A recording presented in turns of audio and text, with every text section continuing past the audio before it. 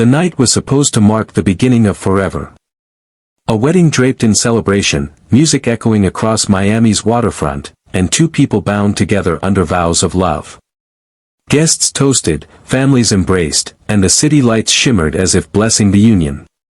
To everyone watching, Daniel Cruz and Isabella Moreno were the picture of devotion, childhood dreams of loyalty and romance brought to life. But what if the person you vowed to trust above all others was hiding a truth so devastating it could rip through not only your marriage, but your entire sense of self? What if, in a single night, you discovered that both your bride and your best friend, the man you considered a brother, had betrayed you in the deepest way imaginable?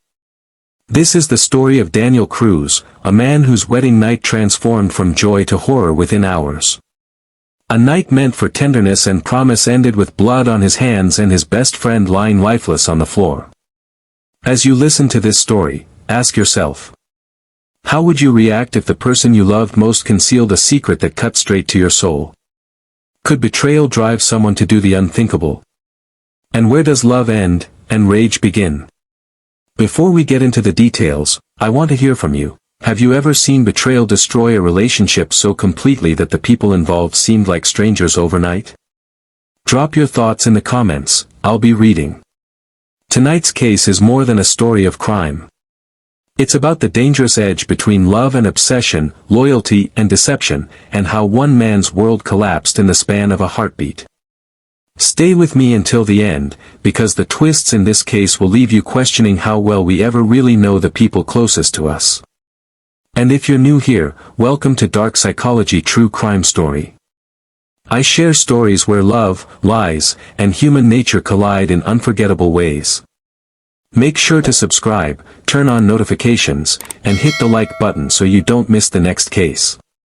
Daniel Cruz grew up in Miami in a family where loyalty meant everything. His father had been a carpenter, his mother a school aide, and together they instilled in him a simple creed: protect your family, honor your word, and work hard. By 29, Daniel had built a modest but respectable life as a contractor. He wasn't flashy, didn't chase nightlife or trends. Friends described him as steady, the kind of man you called when your car broke down at 2 a.m. or when you needed help moving furniture. But loyalty has a price.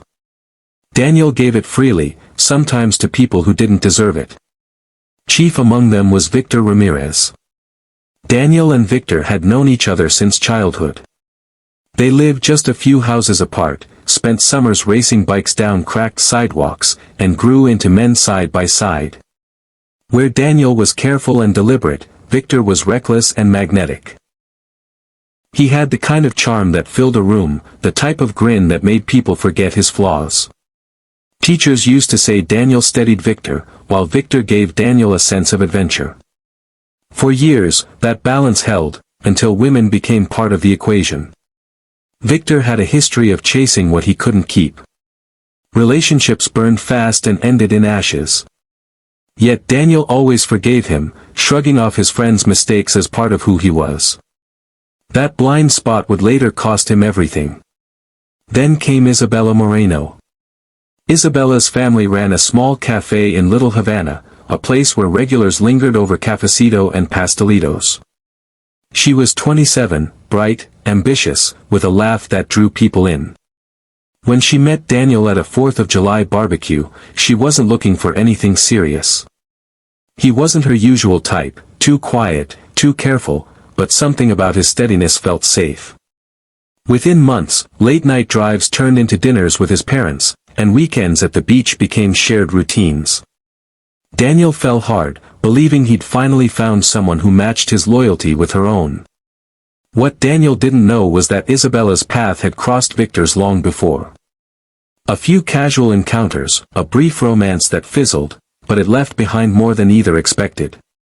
By the time Daniel proposed, Isabella was already holding a secret she hoped would fade into the background.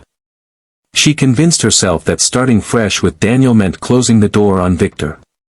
The problem was, secrets rarely stay buried, especially when a child is involved. Leading up to the wedding, there were small signs, moments Daniel later replayed in his mind. Isabella seemed restless some nights, withdrawing when he asked simple questions. Victor, usually the life of every gathering, was oddly quiet at Daniel's bachelor party, offering forced smiles that didn't reach his eyes. Guests noticed Isabella avoiding Victor during rehearsal dinners, her laughter tightening whenever he drew too close. But Daniel, blinded by excitement, dismissed it all. He had waited years for this moment, and nothing, not even subtle tension between the two people he loved most, could pierce his optimism. On the day of the wedding, the celebration was everything Daniel imagined. Palm trees swayed against the waterfront, fairy lights shimmered across the reception hall, and music poured into the Miami night. Guests cheered as Daniel and Isabella shared their first kiss as husband and wife, unaware of the storm silently gathering. For Daniel's parents, it was a proud evening. His mother, in tears, whispered to a relative that her son finally had the family he deserved. Victor, standing as best man, raised his glass high, his toast charming the room even as his eyes occasionally darted toward Isabella. Few noticed the strain in her smile, or the way her hand trembled when she adjusted her wedding band. Behind the joy, quiet fractures were forming. Isabella's secret, 14 weeks along, sat between her ribs like a stone. She told herself she would confess after the honeymoon, when things settled, when Daniel was too deep in love to walk away.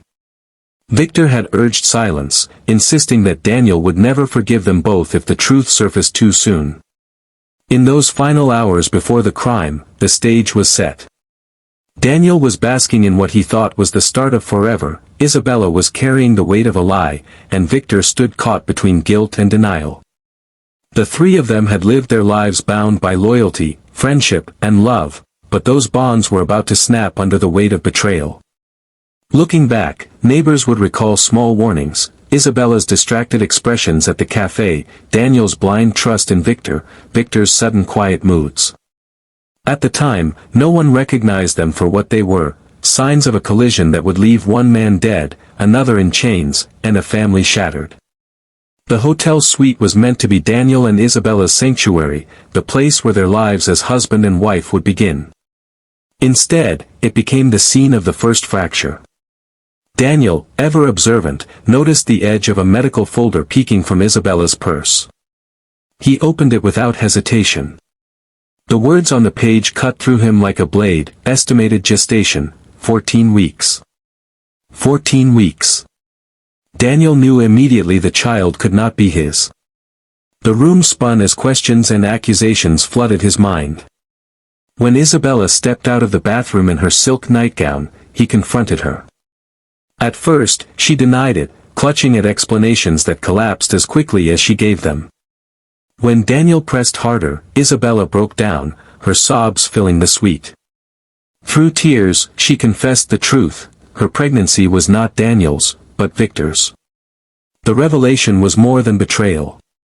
It was humiliation, delivered in the most intimate moment of Daniel's life. The man he trusted most had crossed the one boundary he thought unshakable. Fueled by rage, Daniel left the hotel in the middle of the night. He walked quickly, then broke into a near run, making his way toward Victor's apartment just blocks away. Neighbors later reported hearing the echo of heavy footsteps in the hallway around 2 a.m., followed by a door slamming open. Inside Victor's apartment, voices clashed. Witnesses in the building would later recall muffled shouting, Daniel demanding answers, Victor's voice rising in defense. One neighbor said she heard glass shatter, then silence, followed by what she described as a sound like furniture crashing. Minutes later, that silence broke with the desperate cry of a man begging, then cut off abruptly. By dawn, Victor Ramirez was dead. He had been stabbed multiple times, his body discovered sprawled on the living room floor. A kitchen knife lay nearby, its handle smeared with blood. The scene told investigators a story of rage rather than premeditation, overturned furniture, broken glass, and no signs of forced entry. Daniel was found not far from the apartment, sitting on the curb with blood on his clothes and hands. He stared blankly at the rising sun, motionless as if in shock. When officers approached, he did not resist. He simply muttered, "He took everything from me," before being handcuffed. The call to authorities had come from a neighbor who, shaken by the commotion, had dialed 911. The operator logged a report of violent shouting and possible assault. By the time officers arrived, the crime was already complete. The investigation began immediately. Detectives noted that Daniel had been at his own wedding just hours before the killing. They retrieved Isabella from the hotel, her face pale, her gown still hanging in the closet. At the station, she gave a trembling statement, confirming the pregnancy and admitting that the child belonged to Victor. Her testimony became the cornerstone of the state's case. In the first hours, some wondered whether Isabella herself had played a direct role. Was she involved in luring Daniel toward violence? Could she have been present during the attack? Investigators ruled that out quickly. Hotel staff confirmed she had remained in the suite after Daniel stormed out, too shaken even to leave. Surveillance footage backed up her claim. Attention turned squarely to Daniel. He had motive, the betrayal of both his wife and best friend. He had means, the knife taken from Victor's kitchen. And he had opportunity, arriving at Victor's door in the middle of the night. To detectives, the case seemed painfully clear. Still, procedures had to be followed. Forensic teams collected fingerprints from the knife, which matched Daniel's. Blood analysis confirmed both Daniel's and Victor's DNA at the scene. The timeline was airtight, reception ended near midnight, confrontation at the hotel followed, and the stabbing occurred within hours. Police interrogated Daniel, but his statements were fragmented. He admitted to confronting Victor but claimed he'd lost time after the argument escalated.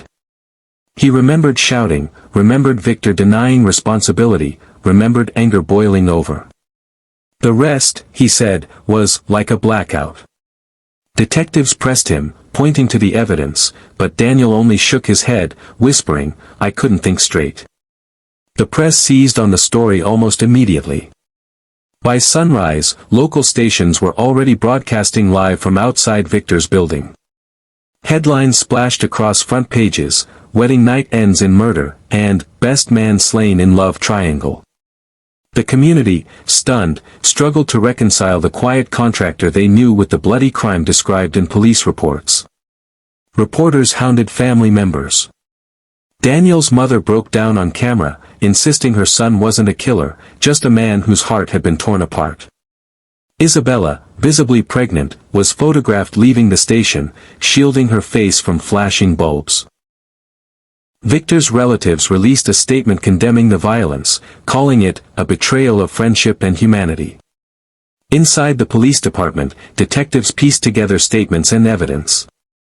Witnesses from the wedding described Victor's distant behavior and Isabella's nervousness. Neighbors from the apartment testified to hearing Daniel's voice rise in fury. Forensics painted the rest of the picture. By the end of the week, prosecutors announced formal charges: second-degree murder. They argued that Daniel's actions were fueled by rage but carried out with intent. He had left the hotel, tracked down Victor, and armed himself with a weapon from the apartment kitchen. To them, it was not a crime of survival but one of choice. The community's reaction was divided. Some saw Daniel as a man pushed beyond human endurance, a victim of betrayal who snapped under pressure. Others saw him as dangerous, someone who let anger dictate his actions with deadly consequences. What was certain was this: the celebration that had started with palm trees, music, and vows of forever had ended in blood, sirens, and handcuffs. And Miami, a city accustomed to headlines, would not forget the night a groom's joy turned into a crime scene before the ink on his marriage license had even dried. Daniel Cruz's arrest was as shocking as the crime itself. He had not fled, had not hidden. When officers found him sitting on a curb a short distance from Victor's apartment, he appeared hollow, his shirt streaked with blood. He did not resist when cuffs were locked around his wrists. To police, it was the calmest arrest they had seen after such a violent act.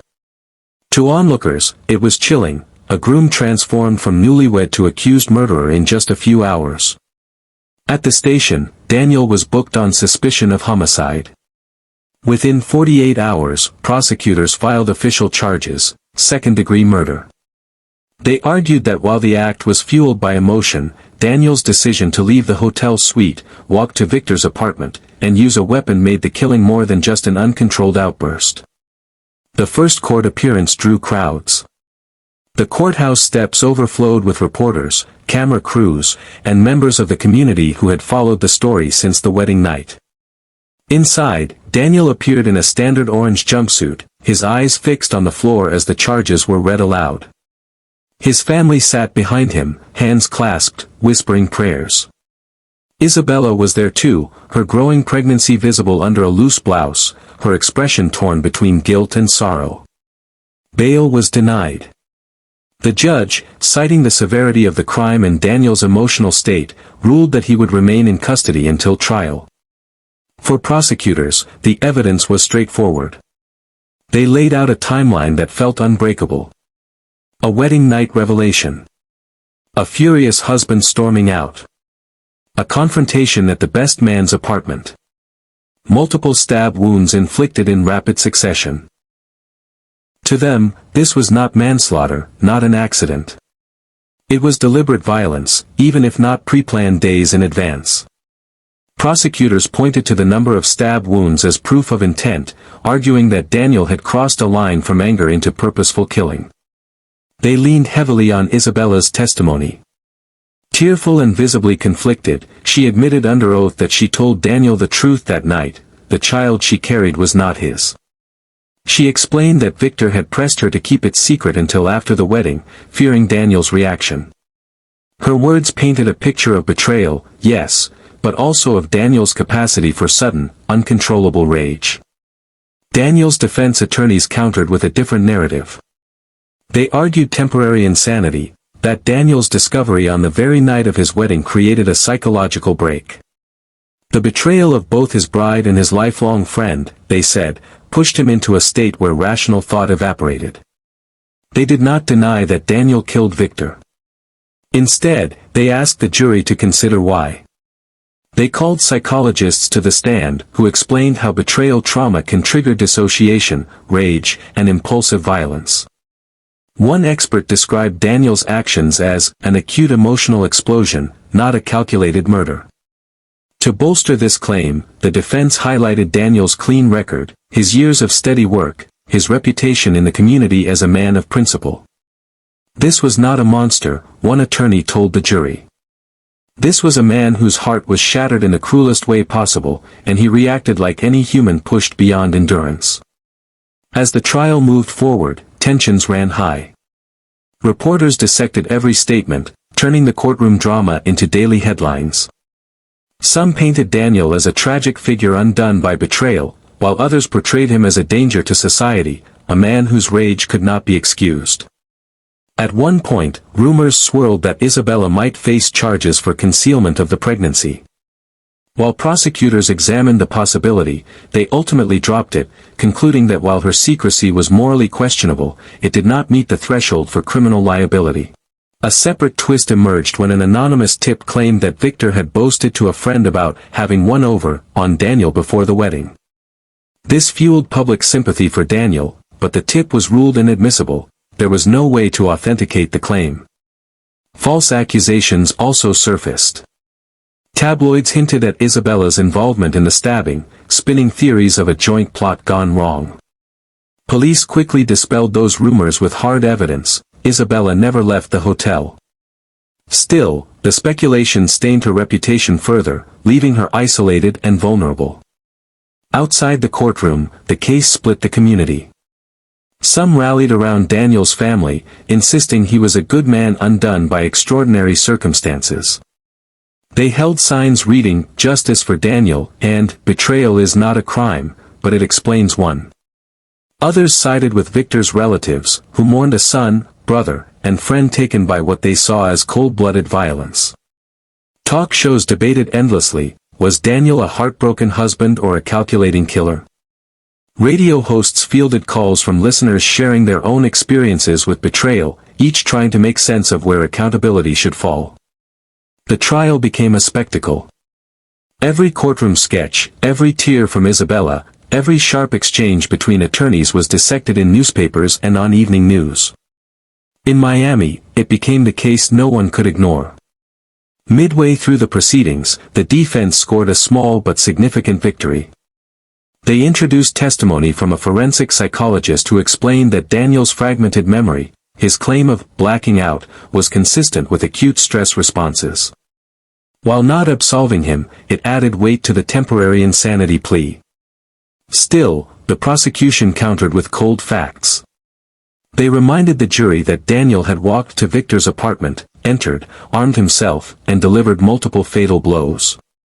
Rage alone, they argued, does not excuse murder. In the end, the trial was less about whether Daniel killed Victor, everyone agreed he had, and more about why he did it, and what that meant under the law. The trial of Daniel Cruz opened to a packed courtroom. Every seat was filled, and even the hallway outside buzzed with reporters and onlookers. The case had gripped Miami for months, and now all eyes turned to the battle between defense and prosecution. The first major blow came during Isabella's testimony. Taking the stand with her pregnancy now unmistakable, she broke down almost immediately. Between sobs, she recounted the night of the wedding, Daniel's discovery of the medical folder, his confrontation, and her admission that the child was Victor's. Her voice shook as she described Daniel's reaction, his face drained of color, his voice rising with disbelief, and the moment he stormed out of the hotel suite. The prosecution used her words to underscore motive. "Ladies and gentlemen of the jury," the prosecutor said, pacing before the bench, "this was not random. This was not accidental. Mr. Cruz made a choice. He left that suite, he went to Mr. Ramirez's home, and he delivered multiple fatal blows. That is murder." But the defense seized on another angle. They argued that Isabella's testimony also revealed Daniel's shattered state of mind. He wasn't plotting, Daniel's lead attorney insisted. He was broken. Betrayed in the most cruel and intimate way. His reaction wasn't cold calculation, it was human collapse. The prosecution introduced forensic photos, gruesome reminders of the violence. Jurors shifted uncomfortably as images of Victor's apartment appeared on the screen, shattered glass on the floor, furniture overturned, blood staining the carpet. The knife, tagged and photographed, was presented as Exhibit A. But the defense pushed back with psychological evidence. A renowned trauma expert explained how betrayal can trigger what's called an acute stress response, a sudden psychological storm where rational thought shuts down and instinct takes over. Mr. Cruz's fragmented memory, the expert explained, is consistent with dissociation. His mind, overwhelmed by shock and pain, effectively blacked out parts of the event. The jury listened intently, torn between the cold weight of forensic evidence and the haunting reality of emotional devastation. Tensions boiled when Victor's sister took the stand. Her voice quivered with anger as she faced Daniel directly. "You were supposed to be his brother," she said, her finger trembling as she pointed at him. "Instead, you murdered him." The judge had to call for order as murmurs rippled through the courtroom. Daniel sat silently throughout, his hands clasped, his eyes rarely lifting from the table. At times, his mother leaned forward, whispering prayers, while his father stared straight ahead, stone-faced. The defense painted him as a man who had never been violent, who had spent his life building trust and stability, only to have it shattered in one night. They called friends and co-workers, each testifying to his character, dependable, gentle, committed. The prosecution countered with the sheer brutality of the act. "Character does not erase choice," the prosecutor told the jury. "Yes, Mr. Cruz may have been a good man once. But on that night, he made a deliberate decision to take a life." The heart of the trial came down to one question: was this murder born of intent, or a crime of passion triggered by betrayal? The defense clung to the insanity argument, reminding the jury of Daniel's dazed arrest, his incoherent words, his blank stare at sunrise. The prosecution emphasized the sequence of steps, leaving the hotel, finding Victor's apartment, wielding the knife. To them, that sequence spelled choice, not madness. Jurors were shown timelines, reenactments, and even heard expert testimony on the difference between impulsive violence and premeditated killing. Both sides pushed hard, knowing the verdict hinged on interpretation rather than denial. Daniel himself admitted he had confronted Victor, but the why remained the battlefield. After days of testimony and nearly 10 hours of deliberation, the jury returned. The courtroom fell silent as the foreperson stood. "We, the jury, find the defendant, Daniel Cruz, guilty of second-degree murder." The words hit the room like a thunderclap. Daniel lowered his head, his shoulders collapsing inward. His mother wept openly, clutching her husband's arm. Isabella covered her face with trembling hands, tears slipping through her fingers. The judge sentenced Daniel to 25 years in prison, acknowledging the emotional circumstances but stressing the severity of taking a life. "This court recognizes the pain you suffered, Mr. Cruz," the judge said solemnly. "But betrayal does not grant the right to kill. Choices carry consequences." Outside the courthouse, the divide in public opinion sharpened. Some saw justice served, Victor's family embraced, their grief momentarily steadied by the verdict. Others saw tragedy compounded, Daniel's family devastated, insisting he was punished not for being violent but for being human in the face of unbearable betrayal. The media plastered the outcome across headlines: "Guilty, Groom sentenced to 25 years for best man's murder." Talk shows dissected the trial, debating whether the law had adequately weighed the psychological torment Daniel endured. For Isabella, the verdict was both a relief and a burden. She gave birth weeks later, her son bearing Victor's eyes. She raised him under her parents' care, eventually leaving Miami to escape the whispers and stares. Her testimony had helped convict Daniel, but it also tied her to the crime forever. For Daniel, prison became a place of reflection. Those who visited described a man quieter than ever, marked by regret yet unwilling to speak of that night. The betrayal, the rage, the moment of violence, none of it could be undone, and all of it lived within him. Thank you for watching this episode of Dark Psychology True Crime Story. Stories like this remind us how fragile trust can be, and how quickly love, loyalty, and betrayal can collide with devastating consequences. If you found this case thought-provoking, don't forget to hit the like button, it helps more people discover these stories. Make sure you're subscribed with notifications turned on so you never miss when we drop the next episode. I'd love to hear your thoughts. Do you think the sentence was fair? Could betrayal ever justify such an act, or should the law always stand firm no matter the circumstances? Drop your opinions below, I read every comment. And one more thing, let me know in the comments where you're watching from. It's always incredible to see how far these stories reach around the world. Until next time, stay safe, stay aware, and take care of those you trust most.